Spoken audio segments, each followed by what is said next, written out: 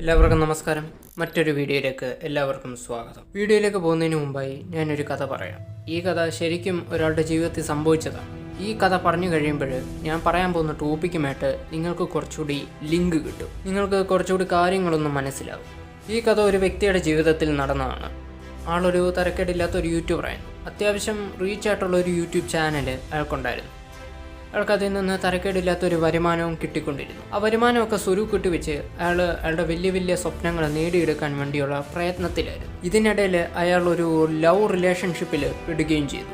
ഒരു 3 വർഷം നീണ്ടു നിന്ന ഒരു പ്രണയബന്ധമായിരുന്നു അത്. ഈ റിലേഷൻഷിപ്പിനൊക്കെ മുമ്പ് കൺസിസ്റ്റൻ്റ് ആയിട്ട് അയാൾ യൂട്യൂബിൽ വീഡിയോസ് ഇട്ടുകൊണ്ടിരുന്നു. അയാളുടെ കൺസിസ്റ്റൻസി ഒന്നുള്ളത് കൊണ്ട് മാത്രമാണ് ആ യൂട്യൂബ് ചാനൽ അത്രയും റീച്ചായത്. പക്ഷേ റിലേഷൻഷിപ്പ് സ്റ്റാർട്ട് ചെയ്തതിന് ശേഷം അയാളുടെ കൺസിസ്റ്റൻസി ക്രമേണ കുറഞ്ഞു വന്നു. തൻ്റെ വർക്കിന് വേണ്ടിയിട്ട് എടുത്തിരുന്ന സമയത്തേക്കാൾ കൂടുതൽ അയാൾ ആ റിലേഷൻഷിപ്പിന് വേണ്ടിയിട്ട് സമയം സ്പെൻഡ് ചെയ്യാൻ തുടങ്ങി. മാത്രമല്ല യൂട്യൂബിൽ നിന്ന് കിട്ടിയുന്ന വരുമാനം മുഴുവനും അയാൾ ഈ റിലേഷൻഷിപ്പിന് വേണ്ടി സ്പെൻഡ് ചെയ്യാൻ തുടങ്ങി. അയാളുടെ സ്വപ്നങ്ങളെല്ലാം മറന്നു. കൺസിസ്റ്റൻസി നഷ്ടപ്പെട്ട് യൂട്യൂബിൽ അപ്ലോഡ്സ് കുറഞ്ഞതോടെ റീച്ച് പൊക്കൊണ്ടിരുന്ന അയാളുടെ ചാനൽ പെട്ടെന്ന് തന്നെ റീച്ച് കുറഞ്ഞു. അതോടെ വരുമാനത്തിൻ്റെ കാര്യത്തിലും കാര്യമായി കുറവുണ്ടായി. ക്രമേണ അയാൾ യൂട്യൂബിൽ നിന്നും വിട്ട് റിലേഷൻഷിപ്പിൽ മാത്രം ഫോക്കസ് ചെയ്തു. പിന്നെ ഒരു ഘട്ടത്തിൽ 3 വർഷത്തിനൊടുവിൽ ഈ റിലേഷൻഷിപ്പ് ബ്രേക്കായി. ഇത് അയാളെ ഒരു ഡിപ്രഷൻ സ്റ്റേജ് വരെ എത്തിച്ചു. അയാൾക്ക് വളരെയധികം പശ്ചാത്താപം തോന്നിയത് ആ റിലേഷൻഷിപ്പ് ബ്രേക്ക് ആയതിലല്ല, മറിച്ച് ആ റിലേഷൻഷിപ്പിന് വേണ്ടി അയാൾ അക്കാലത്തിനൊടുവിൽ ഒരുപാട് പണവും സമയവും സ്പെൻഡ് ചെയ്തു. ഈ സമയവും സ്പെൻഡ് ചെയ്ത പണവും ഓർത്താണ് അയാൾ ഏറ്റവും കൂടുതൽ പശ്ചാത്തപിച്ചത്. ഒരുപക്ഷെ അതൊക്കെ ഇപ്പോൾ അയാളുടെ കയ്യിൽ ഉണ്ടായിരുന്നെങ്കിൽ അയാളിപ്പോൾ എവിടെയെങ്കിലുമൊക്കെ എത്തിയേനെ, എന്തെങ്കിലുമൊക്കെ നേടിയേനെ. ഇനിയും ടോപ്പിക്കിലേക്ക് വരാം. നമ്മുടെ റിലേഷൻഷിപ്പിൽ എങ്ങനെ ടൈം മാനേജ് ചെയ്യണം, എപ്പോഴൊക്കെ മാനേജ് ചെയ്യണം, എപ്പോഴൊക്കെ സമയം അവർക്ക് കൂടുതൽ കൊടുക്കണം, എപ്പോഴൊക്കെ സമയം കൊടുക്കരുത് മുതലായ കാര്യങ്ങളെപ്പറ്റിയാണ് ഇന്ന് പറയാൻ പോകുന്നത്. വീഡിയോ ഇഷ്ടപ്പെട്ടാൽ ലൈക്ക് ചെയ്യുക. ചാനൽ ആദ്യമായി കാണുന്നവർ സബ്സ്ക്രൈബ് ചെയ്യുക. റിലേഷൻഷിപ്പിനെ ചെലവഴിക്കുന്ന സമയങ്ങൾക്ക് ചില പരിധികളുണ്ട്. ഈ പരിധികൾ കൂടിയാലും കുറഞ്ഞാലും ദോഷമാണ്.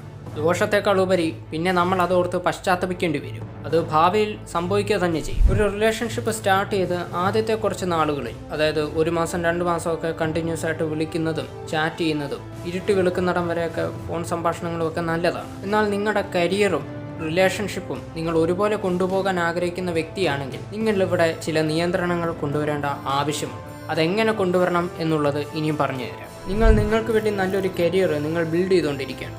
കൂട്ടത്തിൽ നിങ്ങൾക്കൊരു റിലേഷൻഷിപ്പ് ഉണ്ട്. ഒരു ഘട്ടത്തിൽ നിങ്ങൾ നിങ്ങളുടെ കരിയറിൽ നിന്നും വിട്ട് നിങ്ങളുടെ റിലേഷൻഷിപ്പിന് കൂടുതൽ പ്രാധാന്യം കൊടുക്കും. ഇതോടെ നിങ്ങളുടെ കരിയർ ഇപ്പോൾ ഡൗൺഫാളിൻ്റെ സ്റ്റേജിലാണ്. എന്ന് വെച്ചാൽ നിങ്ങളുടെ കരിയർ ഇപ്പോൾ നശിച്ചുകൊണ്ടിരിക്കുകയാണ്. ഇവിടെ നിങ്ങൾ അപ്ലൈ ചെയ്യേണ്ട ഒരു റൂളുണ്ട്, ടൈമിൻ്റെ ഒരു റൂൾ.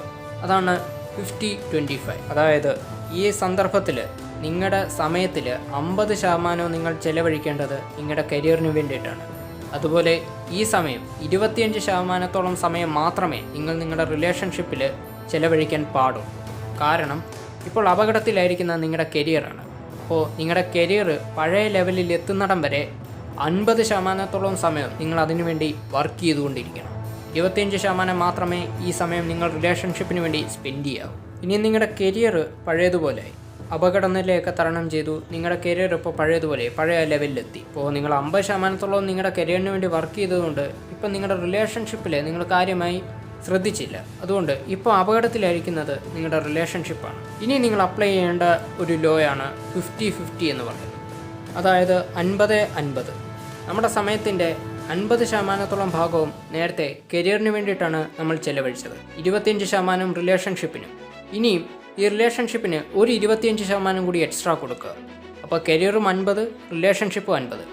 ഇങ്ങനെ ഒരേ ലെവലിൽ നിങ്ങൾക്ക് കൊണ്ടുപോകുക. നേരത്തെ 50% നിങ്ങളുടെ കരിയറിന് നിങ്ങൾ ശ്രദ്ധ കൊടുത്തതുകൊണ്ട് കരിയർ ഇപ്പോൾ പഴയ ലെവലിലാണ്. ഈ കൂട്ടത്തിൽ തന്നെ നിങ്ങളുടെ റിലേഷൻഷിപ്പും നിങ്ങൾക്ക് ആ പഴയ ലെവലിൽ തിരിച്ചു കൊണ്ടുവരാൻ സാധിക്കും. കാരണം കരിയർ ഇപ്പോൾ പഴയ ലെവലിൽ എത്തിയതുകൊണ്ട് ഇപ്പം നിങ്ങൾക്ക് നിങ്ങളുടെ റിലേഷൻഷിപ്പിൽ മാത്രം ഫോക്കസ് ചെയ്താൽ മതി. നിങ്ങളുടെ റിലേഷൻഷിപ്പിൽ ഇപ്പോൾ പ്രശ്നങ്ങൾ പരിഹരിക്കാനുള്ള സമയവും ഫോക്കസ് ചെയ്യാനുള്ള സമയവും നിങ്ങൾക്കുണ്ട്. നിങ്ങളുടെ കരിയർ ആണെങ്കിലും റിലേഷൻഷിപ്പിലാണെങ്കിലും ഏതെങ്കിലും രീതിയിൽ ഈ 2 കാര്യത്തിൽ ഏതെങ്കിലും ഒന്നിന് ഒരു ഡൗൺഫാൾ ഉണ്ടായാൽ നിങ്ങൾ ഏറ്റവും കൂടുതൽ ശ്രദ്ധ കൊടുക്കേണ്ടത് ആ ഡൗൺഫാൾ ഉണ്ടാകുന്ന കാര്യത്തിനാണ്. ഇപ്പോൾ റിലേഷൻഷിപ്പ് നഷ്ടപ്പെട്ടു പോയിക്കൊണ്ടിരിക്കുകയാണെങ്കിൽ നിങ്ങൾ 50% നിങ്ങളുടെ സമയം റിലേഷൻഷിപ്പിന് കൊടുക്കാം. കരിയറിന് പ്രശ്നമില്ലെങ്കിൽ കരിയറിന് 25% ശ്രദ്ധ കൊടുത്താൽ മതി. ഇനിയും കരിയർ നഷ്ടപ്പെട്ട് തുടങ്ങുമ്പോൾ 50% കരിയറിന് കൊടുക്കണം. കൂട്ടത്തിൽ 50% മാത്രം റിലേഷൻഷിപ്പിന് കൊടുത്താൽ മതി. ഇങ്ങനെ ഈക്വലായിട്ട് നിങ്ങൾക്ക് ബാലൻസ് ചെയ്തുകൊണ്ട് നിങ്ങളുടെ കരിയറും റിലേഷൻഷിപ്പും ഒരുമിച്ച് കൊണ്ടുപോകാൻ നിങ്ങളെ കൊണ്ട് സാധിക്കും. അതും ടൈം മാനേജ് ചെയ്തുകൊണ്ട് തന്നെ. ഈ 50-25 അല്ലെങ്കിൽ 50-50 സമയപരിധിയിൽ ഒരിക്കലും കൂടാനോ കുറയാനോ പാടുള്ളതല്ല. ഒരു സമയത്തിൻ്റെ കാപ്പകുതിയോ അരപ്പകുതിയോ മാത്രമാണ് ഇതിനുവേണ്ടി ചിലവാകേണ്ടി വരിക. നിങ്ങൾ ഏതെങ്കിലും ഒരു കാര്യത്തിന് ഇതിൽ കൂടുതൽ സമയം ചിലവഴിക്കുകയാണെങ്കിൽ മുൻപേ പറഞ്ഞ യൂട്യൂബറുടെ ഗതിയായിരിക്കും നിങ്ങൾക്കും ഉണ്ടാവും. അതുകൊണ്ട് അത് പ്രത്യേകം ശ്രദ്ധിക്കുക. ഈ മെത്തേഡ് എത്ര പേർക്ക് മനസ്സിലായി എന്നുള്ളത് എനിക്കറിയില്ല. എന്തെങ്കിലും സംശയം ഉണ്ടെങ്കിൽ നിങ്ങൾക്ക് കമൻറ്റ് ബോക്സിൽ വന്ന് ചോദിക്കാം. അതുപോലെ നിങ്ങളുടെ അഭിപ്രായങ്ങൾ എന്തെങ്കിലും ഉണ്ടെങ്കിൽ നിങ്ങൾക്ക് കമൻറ്റ് ബോക്സിൽ അത് ഷെയർ ചെയ്യുക. പണത്തേക്കാളും ഏറ്റവും മൂല്യമുള്ള ഒരു അസറ്റാണ് സമയമെന്ന് പറയുന്നത്. സമയം പോയി കഴിഞ്ഞാൽ പിന്നെ തിരിച്ചു കിട്ടാൻ വലിയ പാടാണ്. തിരിച്ച് കിട്ടത്തില്ലെന്ന് തന്നെ പറയാം. അതുകൊണ്ട് തന്നെ ഏതൊരു മേഖലയിലും ടൈം മാനേജ്മെൻറ്റ് നമ്മൾ പഠിച്ചിരിക്കേണ്ട ഒരു കാര്യമാണ്. ഇന്നത്തെ വീഡിയോ പൂർണ്ണമാകുന്നു. മറ്റൊരു വീഡിയോ ആയിട്ട് ഞാൻ വീണ്ടും വരാം. അതുവരെ ഗുഡ് ബൈ.